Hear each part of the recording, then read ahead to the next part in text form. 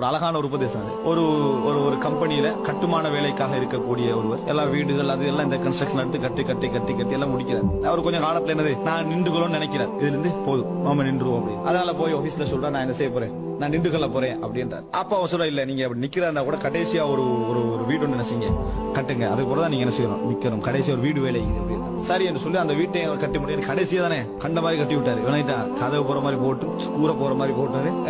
அவர் என்னெல்லாம் விரும்புற அது சும்மா அப்படியே அந்த மாதிரி கட்டி முடிஞ்சு சரி இப்ப நான் வேலையை முடிச்சுட்டு நான் நிக்க போறேன் அப்படின்னு அந்த ஆபீஸால கீயோட கையில கொடுக்குறேன். நீங்க கடைசியா கட்டின வீடு உங்களுக்காகத்தான் நாங்க என்ன செஞ்சோம், ஒரு கிஃப்டாக நாங்க என்னது உங்களுக்காக வேண்டிதான் நாங்க அதை கட்டினோம் அப்படின்னு ஒரு உபதேசம் செய்யறாரு.